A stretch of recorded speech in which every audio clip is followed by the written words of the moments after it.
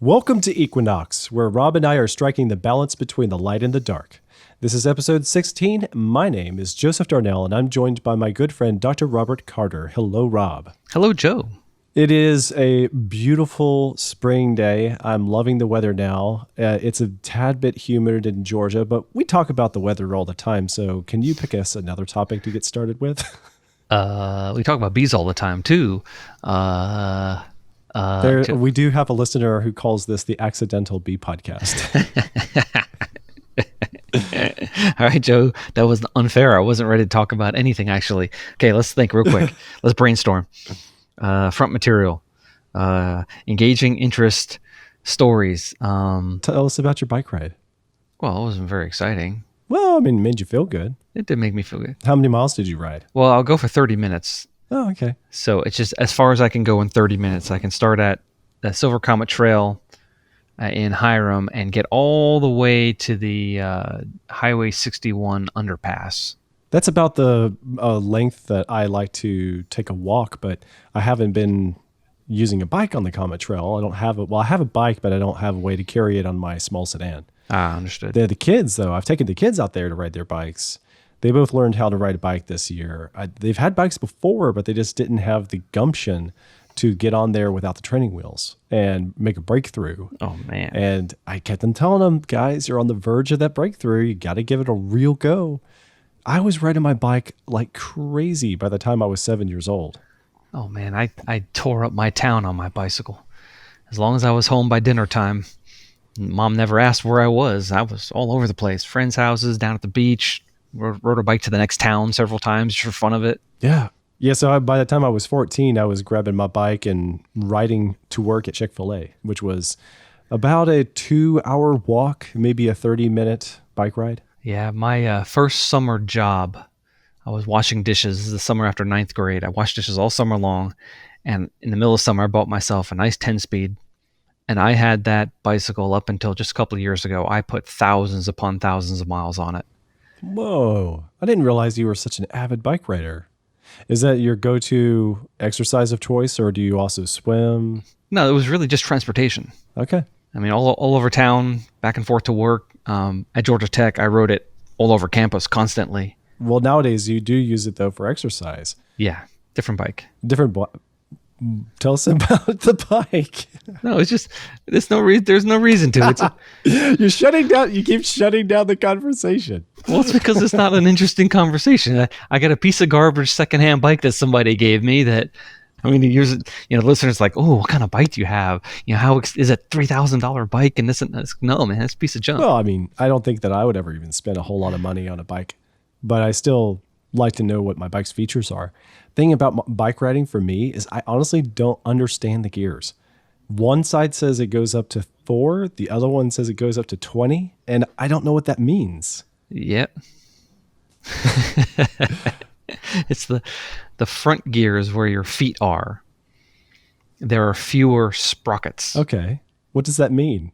Well, when if you have it on the smallest one, you have to pedal more times with your feet for the wheel to go around once. Okay. If you have it on the biggest ones, you have to pedal fewer times with your feet for the wheel to go around once. Which is easier? The smallest one. So smallest one would be like gear 1, and then it goes up from there. Yeah. Do you want to kind of keep them coordinated somehow? Oh, no, not at all, not at all. The back sprocket is the opposite. The smallest one will make the wheel turn around faster. The biggest one, the wheel will turn slower. It's still in sequential order. The smallest number is the slowest speed. Oh, weird. And in fact, if you look down, you'll notice that the smallest sprocket on the front is closest to the bike, and the biggest one is furthest away, and it's the opposite on the back wheel. Okay, so in theory, if I want it to be easier, man, I'm all confused now. Why did they have to make them backwards from each other? Okay, so you want the chain as close to the bike as possible on the front and the back. That'll be gear 1. The little teeny sprocket on the front and the big sprocket on the back. Okay, interesting. Huh, you learn something new every day. It's not like you put on the small one on the front, and if you go to the back, it's not gear 1, 2, 3, 4, 5, and then move the front one a little bit higher, and then a 6, 7, 8, 9, 10. It's not like that at all. I just leave mine on the front on the biggest sprocket, and I only use the back one. It's good enough. I don't need 90 gears. No. I need like 3. I use the highest gear for going fast, 1 or 2 down for if I'm tired or if there's a slight incline, and then one a little bit less than that if I'm in the parking lot or if I'm approaching a road crossing and I don't want to be going 90 miles an hour. Okay. Huh. And I guess if I had hills, I would want some of the smaller gears, but the Silver Comet Trail is an old railroad bed. There's hardly any hills. Right. Yeah, it's really, really comfortable. It's a nice wooded area and great terrain, a great path. Just because it used to be part of railroad tracks that they replaced with the bike trail. It's great. But it's not flat. No. I didn't know that when I was jogging on it, but when you get on a bicycle, you'll notice that there's a grade. I was like, why am I huffing and puffing? Oh, because I'm going uphill. Oh, yeah. There's this one particular spot where you're about a mile or 2 into the walk if you're walking from where we like to park and take a walk. And if I make good time and I'm by myself, I could easily walk 5-6 miles without really thinking about it. But there's this one spot where usually midday is when it seems like it's always midday when I make it out there. So the sun is beating down on you, and there's a clearing, and it's going downhill into a tunnel, and then out from the other side of the tunnel, it goes up again. I kind of dread going downhill and then coming back uphill in the clearing. It's so hot, it's so sticky. There's a tunnel? Yeah. Where do you go? It's not very long. For the listener, the Silver Comet Trail goes from Atlanta westward for a long way. So I don't know where Joe's going versus where I'm going. This is in Hiram. Well, I started at the Caboose. Yeah. Okay. Oh, do you go toward Powder Springs? Yes. Ah, I go the other way because there's less road crossings. Oh yeah, but the other way there's like the sewer plant, and you can smell it. It's so gross. Yeah, they call it the Stinky Mile. It's a stinky mile, all right. Yeah, but it depends on which way the wind's blowing. Oh, it was so gross. Like if you're taking a walk, And I very rarely smell it. you're gonna smell it for a long mile. Well, I just rode on it today. I smelled nothing. That's amazing. Good for Yeah, you. so All right. Well, then you wanted to talk more about ancestry and family trees, family ties. and some of the mathematics and some of the really quirky, interesting things that surprise people when we start talking about family trees and our heritage. Curious. It's not what most people think. So what is your premise? What do you think most people think? Well, actually, I don't think most people think about it at all. Like, how many grandparents do you have? 4. No, wait. Do I? Yeah, 4. 4. Yeah, 4. How many great grandparents? It'd become 8? Yes, and then 16 and 32, right? Yeah. But you probably have some loops in your family tree that you don't know about. Probably. Yeah, especially back in the old country. You know, pick wherever you're from. Your ancestors lived in a little town at one point in time, and for generations they married each other. Yeah. I hadn't thought of it. But that'd go back a few hundred years before the Darnells made it to the United States. Makes total sense. Well, even a lot of people, when they arrived in the United States, there's a lot of little teeny towns, especially Appalachian towns, where just generations of people intermarrying. True. I remember even we were looking at a family photo of my great-great-grandfather, Sion Arrington Darnell, from Talking Rock, Georgia. Just earlier today, my dad shared the picture with us. Cool. He passed away on... No, he was born July 26th, 1826, which was the same month that Thomas Jefferson passed away on July 4th. Wow. So he lived in, to the best of our knowledge. And John Adams too then. Yes. Thomas Jefferson, John Adams died in the same day. Yeah. Cool. All right, go ahead. So Sion Arrington passed away. It doesn't matter when he passed away. But the point is that where he lived there in Talking Rock was a really small town outside of another really small town in a heavily wooded North Georgia territory. So I just don't understand when I read about my ancestor and it says that he was a merchant and he was an architect, because I look at what's there today and there's hardly anything. But the guy was wealthy and he raised a big family. Architect, he built log cabins. Right. But what year did you say this was? 18? He was born in 1826. That's before the Trail of Tears. Yeah. That's Andrew Jackson's Indian Expulsion Act, or whatever it's called, Indian Removal Act. When was that? 1831, I think. See, where we live right now, west of Atlanta, this was Cherokee country 30 years before the Civil War. That's a weird perspective. Yeah. But it was only a couple of decades before the Civil War where this was not white man territory. This was Indian territory. Of course. And then Andy Jackson kicked them out because they discovered gold in West Georgia. Whoops. Anyway. Sion actually was someone who became rather wealthy. Or actually, it wasn't him. I think it was his dad, John, made a lot of money off of a gold rush. So Talking Rock must be up North Georgia? Yeah, and close to, it was actually like a small town outside of Jasper. Jasper is known for apple country. So a lot of apples today. up there. Oh, man. Oh, I love going up there and going to the apple farms. It is a wonderful time of year to go up there in the fall. October, so many good apples. I just Googled Talking Rock, and what came up was Biggin's Barbecue. Not surprised at all. You blink and you'll miss it. My dad sort of accidentally created the town's biggest attraction when he was a teenager along with his cousin. Yeah. Everybody in town would reference this like small town monument as the starting point for getting directions to go anywhere around. What was it? Like, hey, so you remember the man in the tree? Start at the man in the tree, and then you go this way, you go west, down this route. So what happened was there was one day, my dad as a teenager, he lived with his grandparents on the farm, and they had beef cattle, and it was across the street from where Sion also lived and where he had built his house. So the man born in 1826 lived across the street from his son, my great-grandfather.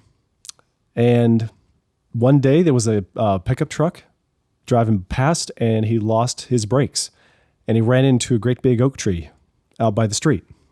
And it made a huge gash, and all this nasty sap was spilling out and going everywhere, and they thought the tree was going to die. So it's attracting all these bugs, and it just looked really gross, and it faced the street right there in the front of their pretty country home. So Dad's grandfather, Arnton, Sion's son, he said, well, can we get some concrete out here, guys, and fill in the hole maybe to cover up the nasty gash and cover up the sap and, steer the bugs away? So my dad, he's like 16, and his cousin, they get some concrete, they start mixing it together, and they say, you know what would be great is if we actually fashioned this into a face. They flawlessly constructed this friendly man looking face, big, just like inviting, cheerful eyes, his nose, and a nice warm smile, with his lips closed. And it's set perfectly, like 3.5 feet tall, and maybe just a third of the circumference of the tree trunk, and filled up the gap. And everybody said, wow, that looks so good. That looks amazing. It looks like y'all knew exactly what you were doing. I don't know how they did it, but they fashioned the concrete face. That's funny. And it doesn't look like it was done by amateurs. So they painted his face kind of an off-white, and then gave him like green eyes. And then it was in the town papers, and it was known as the man in the tree. That's funny. And what happened was as the tree grew, it didn't die, and the tree actually grew around the edge of the cement. Cool. So it created this perfect bark-covered frame enclosing the face. And it lasted for, a long time. I was probably about 18 when one day the face just fell into the hollow of the inside of the tree because it eventually did rot away. Oh, that's terrible. Yeah. Yeah. So I think the tree may be gone now, but that was only in the last 15 years. Amazing story. I love stories like that. I love anecdotes of family history. And that's one of those ones where you need to write it down for your great grandchildren. Oh yeah. Just as a really cool thing, because we forget, and families, they lose track, and cousins walk away and they take the family records with them, and you never hear of them again, and you don't have any records of your family because your older cousin got them. This happens all the time. It is actually really hard to get Darnell family history going back before my great-grandfather. Well, it's hard for anyone to get family history back that far. And we know they came from North Carolina, but we would assume that there's a whole lot more branches of the family with interesting things in it, but we just don't know much of any of it. Yeah. Like my great-grandfather was a longshoreman on the docks of the Brooklyn Naval Yard. In 1942, he was part of the crew that was overhauling the one of the most beautiful cruise ships ever made, the SS Normandy, and it caught fire. And he was on board the ship when it caught fire. Eventually, the fire boats, they poured so much water on top of the ship that they rolled it to the side, and it was actually lying on its side in the harbor. They rolled a cruise ship. Wow. And when the reason for that is that the American fire hoses didn't fit on the French fire port on the ship, so they couldn't turn on the fire suppression system inside the ship. Okay, yeah. So my great-grandfather was actually written up in the newspaper. Now, I think it helps that his son worked at this newspaper, one of the big newspapers in New York, my grandfather. But he was written up as the hero of the docks because he ran in and out of that ship, grabbing burning men and hauling them out and saving their lives. Awesome. Wow. But in the meantime, tar dripped all over his head and his back and burned him so badly he never worked as a longshoreman again. He ended his days as a New York City cab driver. Okay. Tough old bird. But again, if my dad hadn't told me that story, I would never know it. No. The stories that we have don't go very far back. That's where genealogy and genetics come in. It's sort of the best records we can get, but like you were saying, there's a lot of the smaller family trees than we even think. So if something happens to that family tree in the past, I can see how it'd be difficult to have a good record of anything that would be relevant or useful. But just thinking about the possibility of how undiverse the family tree would be from town to town, from century to century. Yeah. It's really small. It's kind of every now and then, if I want to get into a angsty existential crisis, I just think about how many generations have come along that have got to arrive at me. How all the steps along the way, how many unlikely events it would take to actually arrive at me. Because one of the most unusual events would be that my mom and dad met each other at college in Virginia, while dad was from Georgia and she was from North Carolina. And she was at the end of her college period and dad was at the beginning of his. Oh, really? Did your mom rob the cradle? Not quite. He was just a few years behind going into college. Okay. I was just making a joke there. When we look at family trees historically, they're actually sometimes very shocking. Like, take someone like Charles Darwin. He married his first cousin. So he and his wife had the same grandfather, Josiah Wedgwood, from the Wedgwood pottery family. All the ladies know what Wedgwood pottery is, very expensive stuff.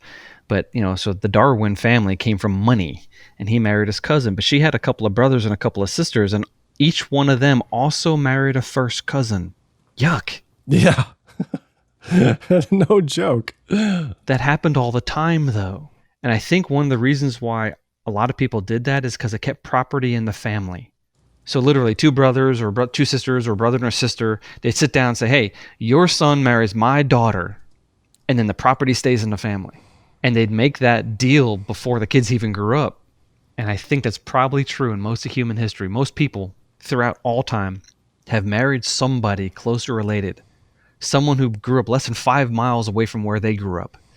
How far back would you have to go before you find laws, the earliest laws that say you cannot marry somebody closely related? Well, the earliest one I'm aware of is from Exodus, maybe Leviticus or Deuteronomy, but the Moses time frame where God says, don't marry your cousin or your sister.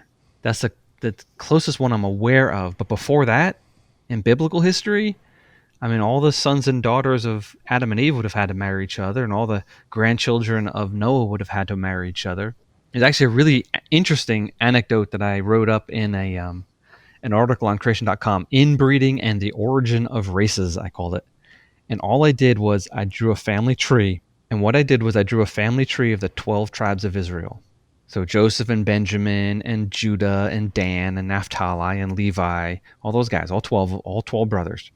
And I connected them to their parents, their grandparents, and their great-grandparents, and their great-great-grandfather, Terah. Terah was the father of Abraham and Sarah, Abraham's wife. I didn't realize that. They had this. I guess I do, but I don't think about it that way until the context says that she was his half sister. So yeah, same father, different mothers. Well, their son Isaac is genetically equivalent to their brother. He's as far removed from Terah as Abraham and Sarah were, because he got a double dose of Terah through both of his parents. Weird. That is weird. But then he goes and marries Rebecca, and Rebecca is descended from Abraham and Sarah's two brothers. Their brother Haran had a daughter who married their brother Nahor. So this guy married his niece.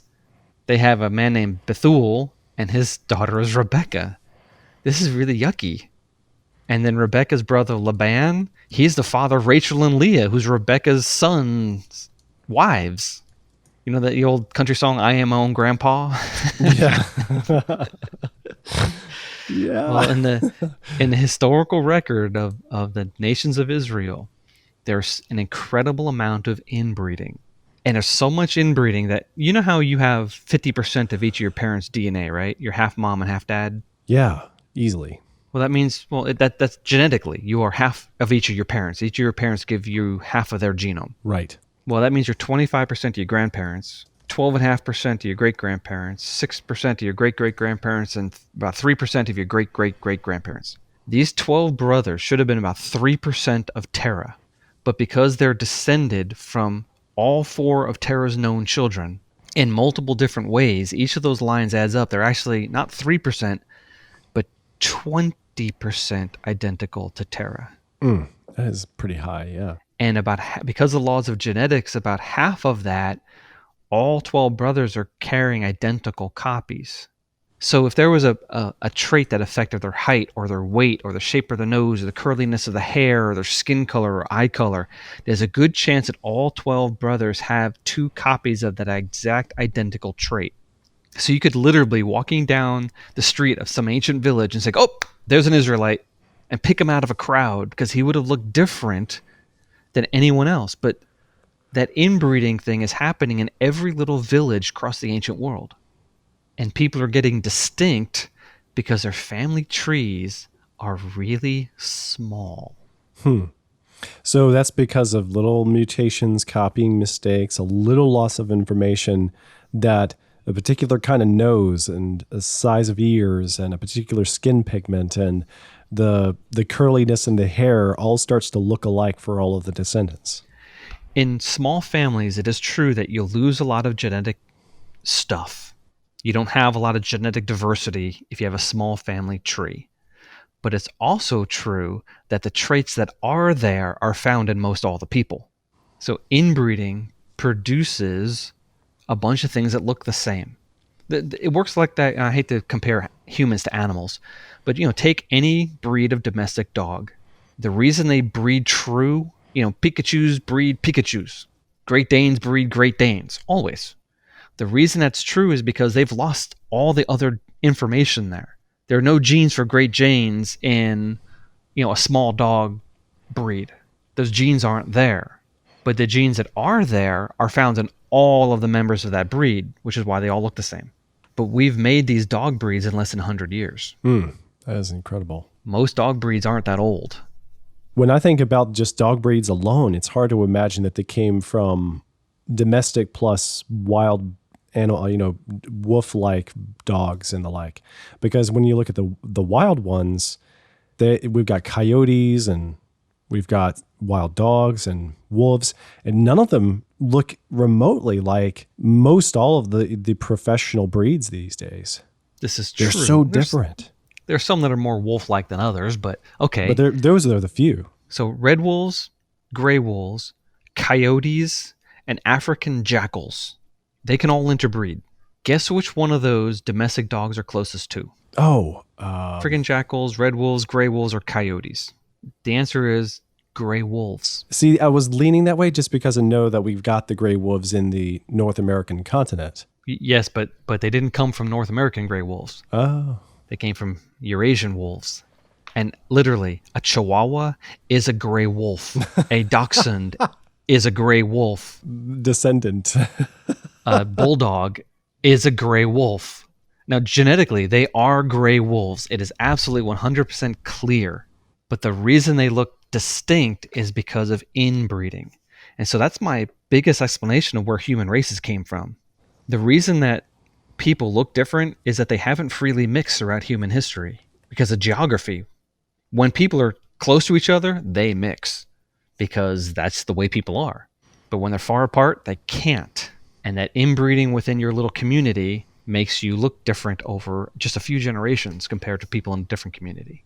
It would be so fascinating to see my ancestors from 2,000 years ago. The way that they would look uniquely, I would imagine largely different. Begin to see the similarities only from a few hundred years ago. Actually, or am I mistaken? Would I see more similarity even that far back? yeah, but what's going to be surprising is you have to leave Europe to do it.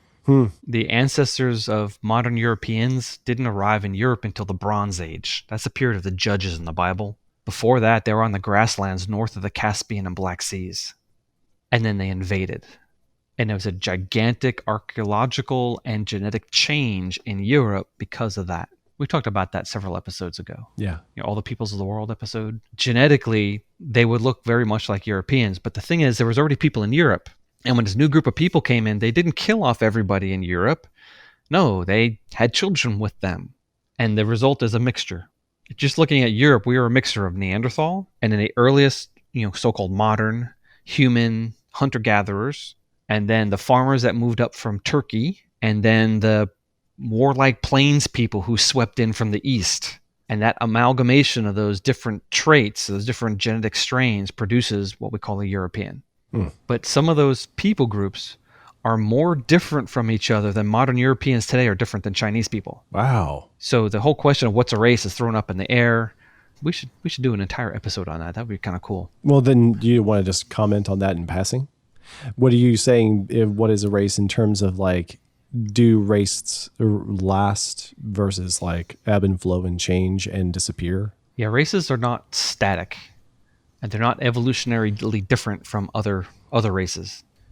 And we only can look at a person and give them a race if we're only judging them very superficially. On the rest of the genome, nothing works. There's nothing you can say, oh, this is African, this is European, this is Asian. It's completely mixed together. Even when you look at something like Y chromosomes, there are men from Cameroon that have my Y chromosome. My Y chromosome comes from Ireland. I could be more differently related to another Irish person than men from Central Africa. They're my closest ancestors. Wow. And we can make that argument on just about all places in the genome. So the whole idea that there are races fails when we consider genetics. It simply doesn't work.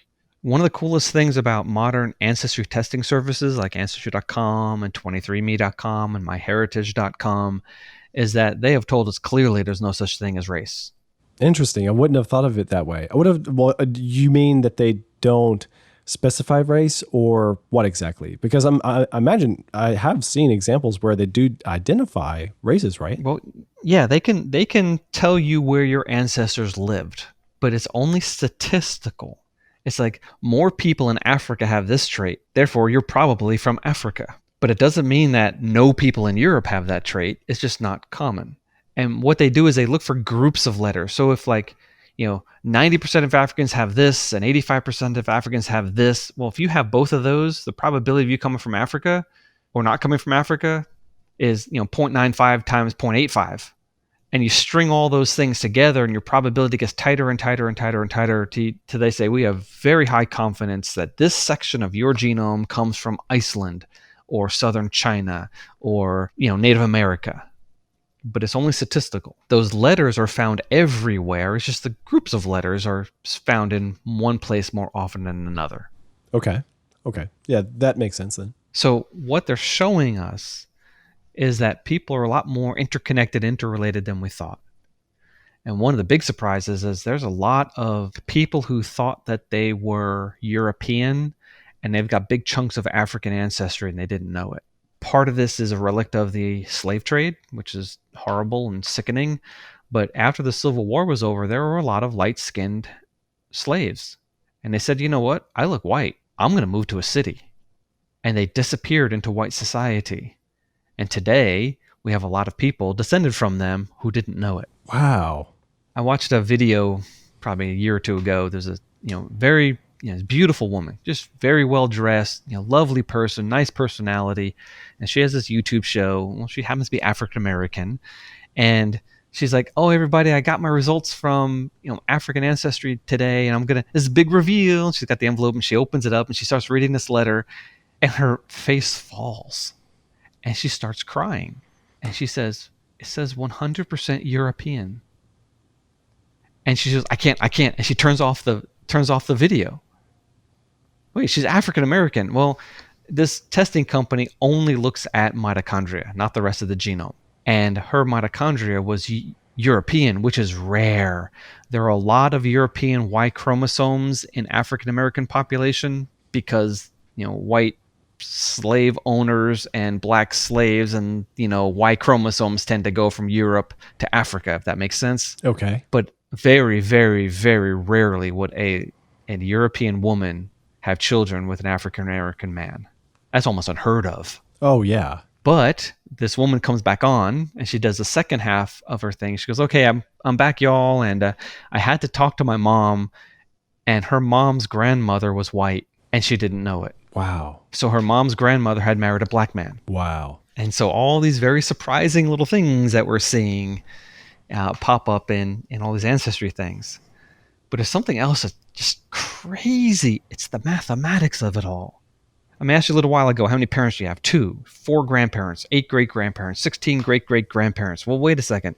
That's an exponential increase. Yeah. And if you assume that your generation time is about 30 years, which is true. My 10 generations ago for me was William Brewster, who was on the Mayflower with his wife and his son. So my 10th generation ancestor was 300 years ago, and they're on the Mayflower. So it's about 30 years per generation. Yeah, wow. That's kind of cool. Well, if you go back 10 generations, you have 2, 4, 8, 16, 32, 64, 120, 250, 500. You have 1,024 ancestors in your family tree. That's a lot. Almost nobody knows all of their 10th generation grandparents, just because it's too hard to find all the documentation. Maybe if you're royalty, you might know it, but probably not even then. Oh, of course not, yeah. If you go back 20 generations ago, this is only 1400 AD. You have 1 million ancestors. Or shall we say, there are 1 million slots in your family tree. It's almost certain you don't have that many, because anytime 2 cousins get married or 2 second cousins get married, half the family tree disappears. Oh, right. Yeah. Well, if you go back only 30 generations ago, 1100 AD, you have 1 billion ancestors in your family tree. Okay. I know with the Black Plague and other calamities and world devastation and war that... There aren't 1 billion people in the world. No, that can't happen. If there aren't 1 billion people in the world, you can't have that many ancestors. But if you go back 40 generations ago, 800 AD, you have 1 trillion ancestors in your family tree. It just can't be. You only have 6 billion letters of DNA. Yeah, the math is upside down. So almost all of your ancestors contributed no DNA to you. It's mathematically impossible. Wow.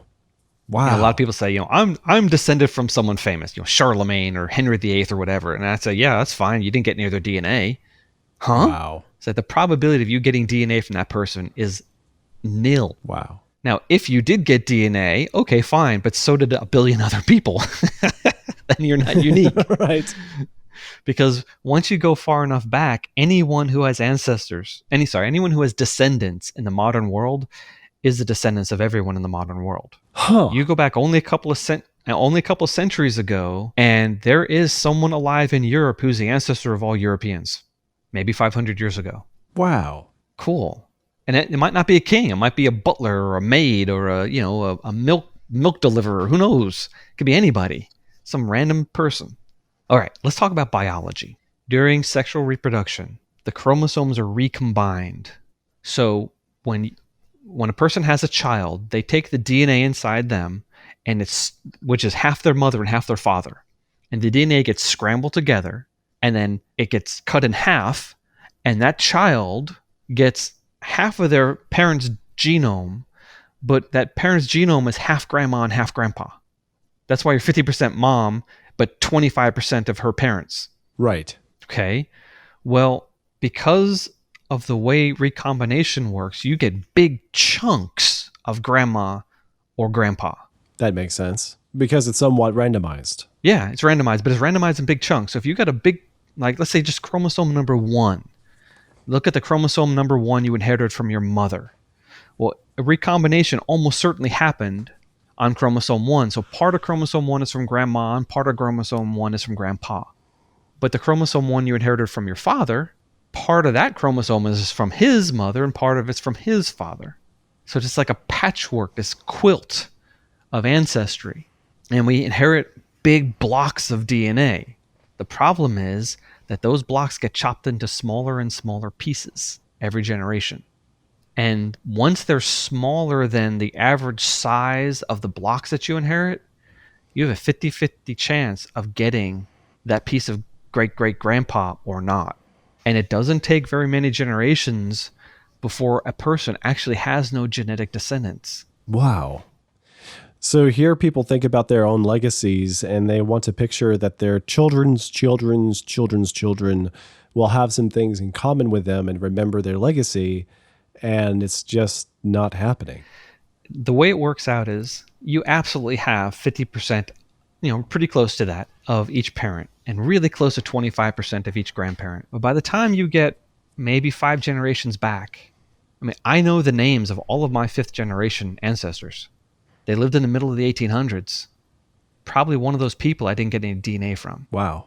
You go back 10 generations and nearly 90% of the people in your family tree are not your ancestors. That is so weird. You might have inherited the estate from these people. If it's passed down from the oldest to the oldest to the oldest, you might have, lived on some beautiful castle or something like that. But you know what? Mm-hmm. You might have gotten the family fortune from this person, but you might not have any of their DNA.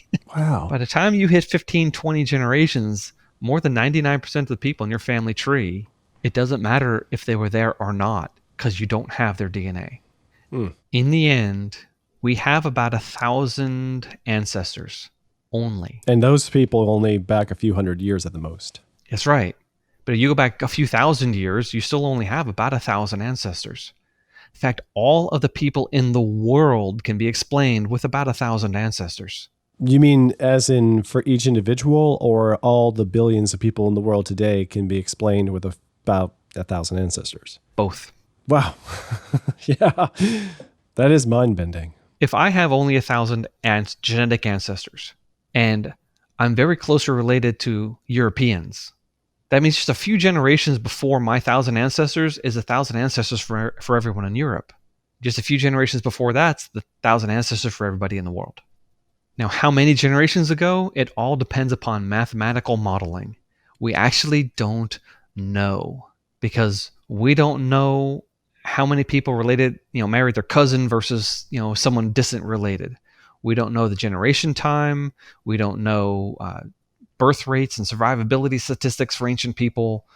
We just simply don't know. But we do know that mathematically, the whole world population collapses down into one family not that long ago. Wow. In fact, that ancestor probably lived about the time of Christ, mathematically. It could be earlier than that. Could be later than that, depending upon people staying apart from one another. But people have been pretty free with their DNA for all of human history. When they meet, there are babies. Right. That's just what happens. Some scientists were studying something called polydactyly. That's when a person's born with extra fingers and extra toes. There's a famous case of it in the Bible. That is a peculiar condition. Yeah, one of the Philistines that was killed by one of David's men when David was an old man in the Bible. He had 6 fingers on each hand and 6 toes on each foot. He had polydactyly. Well, look around the world today. Scientists are like, okay, who's got the most polydactyly? Oh, it's the Amish community. Why is that? Well, because of inbreeding, because they started from a very small group of people. Now, their community's been growing like crazy over the last couple centuries, but it did not start from a large population. And with that much inbreeding, this recessive trait became very common. And so there, sometimes it's a strange trait because sometimes you have a fully functional extra finger. Sometimes you have a Y-shaped pinky. Sometimes you have a fat end of a pinky, and sometimes you can just see like a split in a fingernail. Oh, weird. So it's an incomplete penetrance. Just because you carry that trait doesn't mean you can see it. It depends on all these other factors, but sometimes you have just a full extra finger. And so they're studying this trait. They said next, okay, now who else in the world has high rates of polydactyly? I said, oh, Australian Aboriginals living in Northwest Australia. And so they go there and they start some genetic work, and they said, hey, wait a second. The same exact letter change and the same exact gene is found in the Australian Aborigines. Wow. So are they related? Are they distantly related, or are they the descendants of those? No, that's the question, isn't it? Because there's no direct link. It's not like, German people are going to Australia thousands of years ago. No. Yeah. The thing is, there's a lot of different ways to create polydactyly. You just got to nuke that one gene in any number of different ways.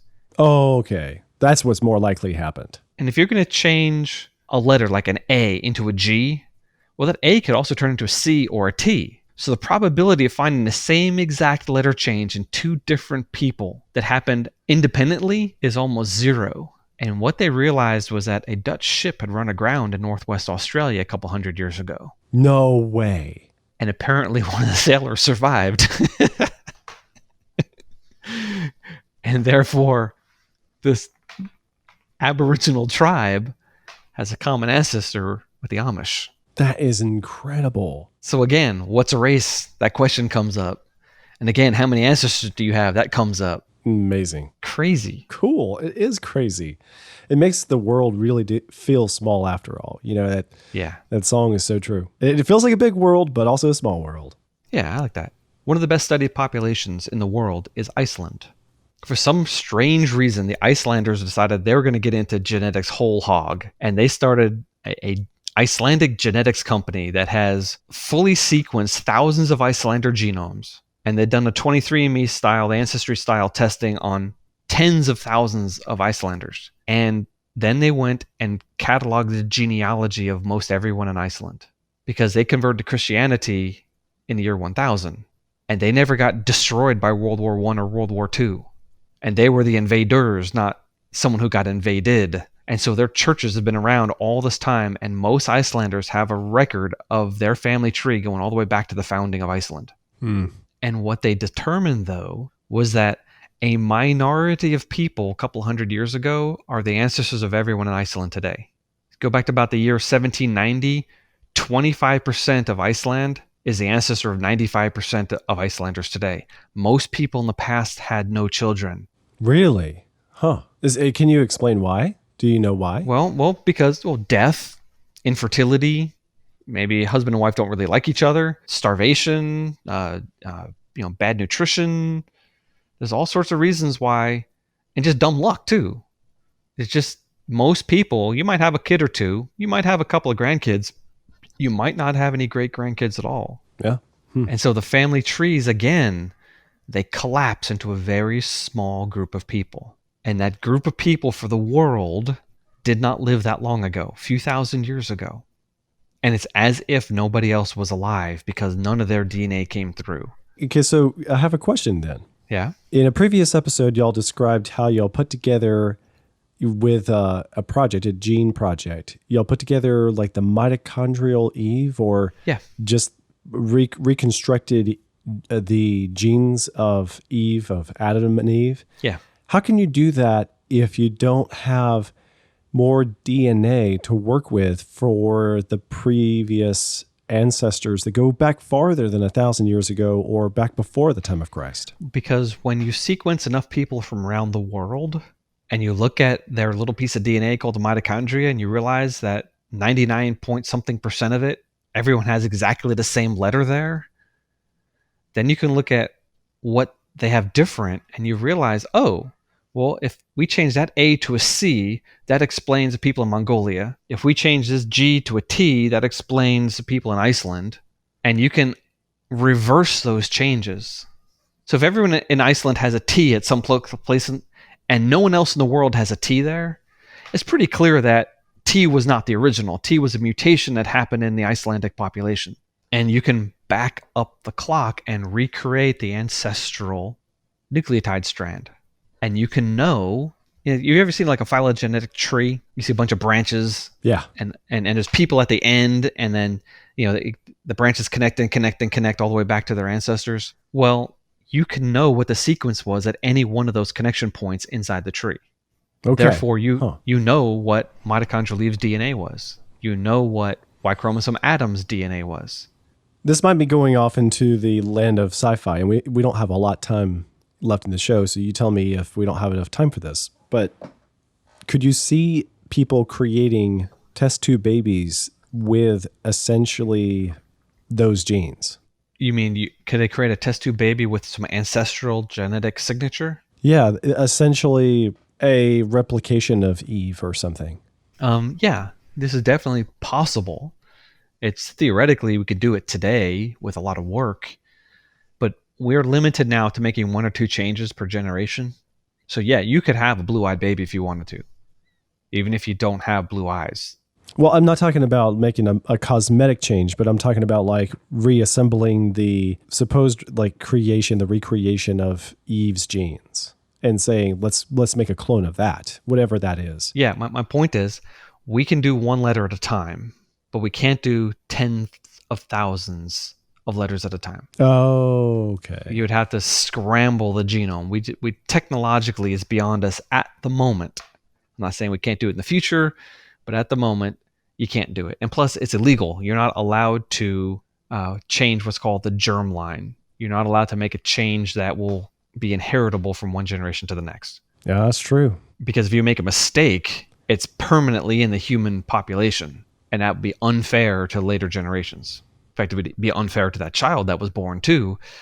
But so you can't do that. Oh, that's good. That's illegal. Yeah, but it doesn't mean that someone in some third world country with some tens of thousands, maybe $10,000 worth of laboratory equipment couldn't do it. Sure. Yeah, but yeah, that's off to the side. I want to talk one more aspect though of Ancestry.com, which is extremely frustrating, or 23andMe.com. Very, very frustrating. Every once in a while, you get an email and it says, "Hey, X number of people that you're related to have joined in just the last month. Connect with them."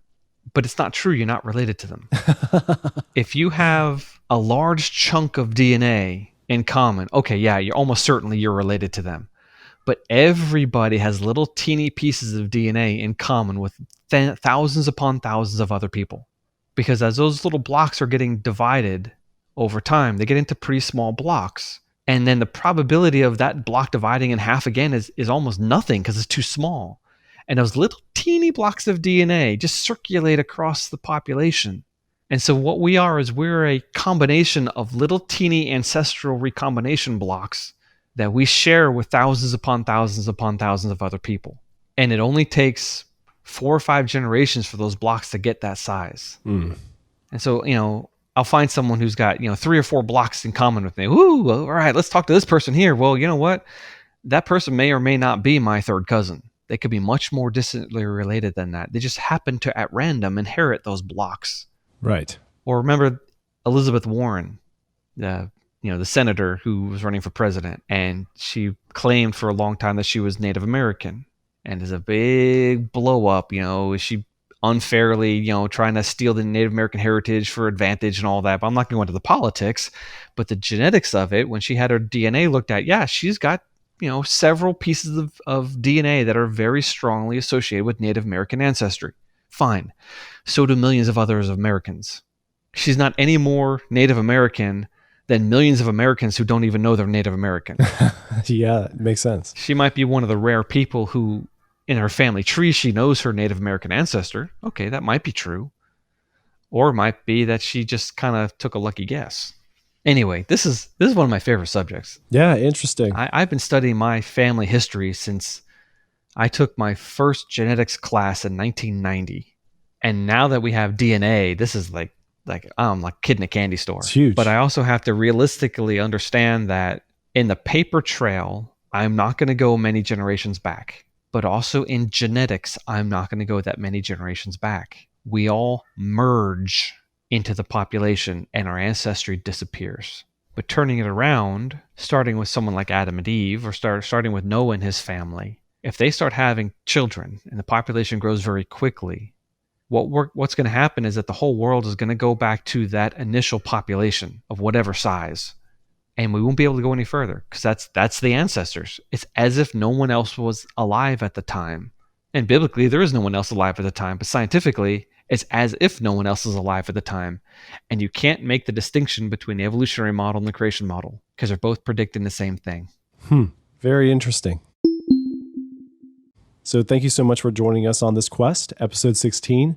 If you want to dig deeper into those topics, and maybe if you've just started with the show here, you want to go back and listen to some of the other shows that also address genes and human ancestry, you need to find the links to the things that we have discussed in the show notes on the website. Hop over to nightowl.fm/equinox/16. Or if you're right there, the show notes can also be found with this episode in your podcast app. And you should also check out Rob's science videos because he talks about this all the time. It's really good. At biblicalgenx.com, his Facebook page or YouTube channel, where you can see the videos and join discussions in the comments. And if you want to catch up with me, I'm at JCS Darnell on Twitter. And until next time, thanks so much, Rob. That was great. You're supposed to say goodbye, Rob. Okay. Well, okay, this time I just didn't. Until next time, goodbye, Rob. Goodbye, Joe. And thank you, everyone, for listening to Equinox.